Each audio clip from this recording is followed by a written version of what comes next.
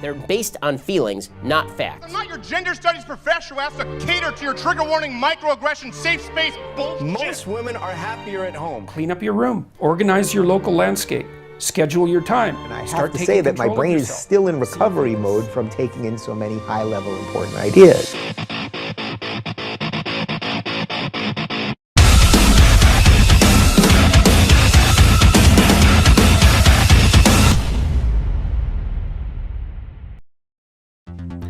Welcome, my good friends. I've been thinking a lot recently about libertarian socialism and anarcho-communism. This is due to my good friends Re-Education and Thought Slime, whose discussions of anarchist issues have really expanded my view of the subject and given me a lot more lenses with which to analyse and evaluate. Since then, what's been going through my noodle is this. Seeing as though most anarchists I listen to seem to make somewhat pragmatic or consequentialist arguments about the role of the state in contemporary politics and the good that it can be harnessed to achieve, the question presented is, how might there be a push for libertarian socialists or anarcho-communists to organise and run for office? And I don't mean federal or even state, but I mean local government. I'm not very well versed in the United States or Canadian concepts of local governments, and a quick Google shows me counties and municipalities and townships. This goes straight over my head, so I'm going to discuss my Australian context. Quick history lesson. Local governance, in its broadest form, predates the modern nation state, as it derived from the customs of local clans and tribes long before the emergence of the centralised state. In most advanced countries, contemporary local government thus arose from historical accident rather than by deliberate design, and its subsequent evolution represents the outcome of constitutional reform, legislative change, political opportunism, popular agitation, technological progress, urbanisation, and a host of many other incidental influences. I don't know about you, but that seems like it would fit quite nicely into anarchist theory right there. In Australia, we have three levels of government: federal, state, and territory, which is slightly more complicated, and local. The Australian Constitution is a fairly dry document that lays out the responsibilities of the federal and state governments, however much anti-vaxxers would like it to be like the US Constitution. We the people sits our Constitution, which is put in place to protect us from tyranny.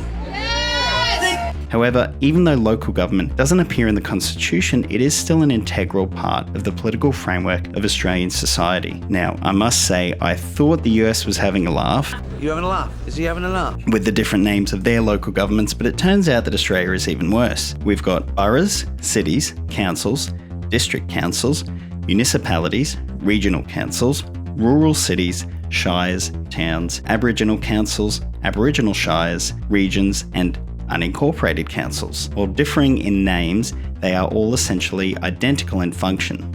This next bit is taken straight from good old Wikipedia. Almost all local councils have the same administrative functions and similar political structures, regardless of their naming, and retain a particular designation, shire, borough, town, city, for historical reasons only.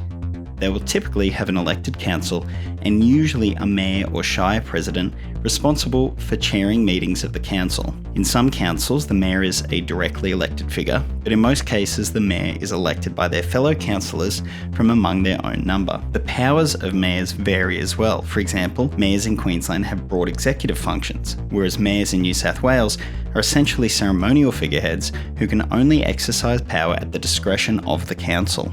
The roles of local governments have changed over the previous century, from mainly concerning themselves with physical infrastructure, developing into an emphasis on community facilities, and now changing to add tourism and community health services, urban renewal, and pollution control. Essentially, what we've seen in Australia is a horizontal decentralisation of government functions since Federation, in a process of reform that is struggling to keep up with what communities need in the modern nation state. As I said at the beginning, I got thinking about this because of Aaron from Re-Education's video on mutual aid, in particular this portion. You can't do any of this if you haven't actually reached out to the people within the community that you're trying to help. It's kind of one of the most important things, and who knows better about what is the problem within a local community than the local members of that community. So you have to reach out to them and find out what they're dealing with.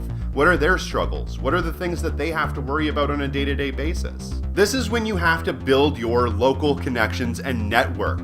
You want to talk to your neighbors, talk to your family, talk to your friends, talk to your co-workers, talk to your colleagues. Make them think that you're normal. Don't be a weirdo, Go do things with the community. Go to football games, go to community events, and let people know that you have good intention. Now, I don't want anyone to think that I'm shoehorning Aaron's comments in here to prove that he'd be down with my idea. Not my intention at all. But it made me realise that there are already organisational structures in place within our local communities, and while certainly not ideal, and I would never advocate an electoral politics only response to social problems, it seems like a good opportunity to try and, as Aaron said, reach out to your community, while removing some of the problems that come with larger state and federal politics. For example, indomitable party structures, ludicrous amounts of money, a disconnect with ordinary people and their struggles. They are also, in Australia at least, responsible for more and more of the issues that people face in their daily lives. While the goings-on of federal and state politics certainly has an effect on our lives, the kind of impacts that we can have on people in material ways is quite clear through the lens of what local governments are responsible for. Also, as far as having recallable representatives is concerned, living and working in the same community as your representative is going to make them much more accessible if you do have issues that they need to deal with. Of course, many of the objections that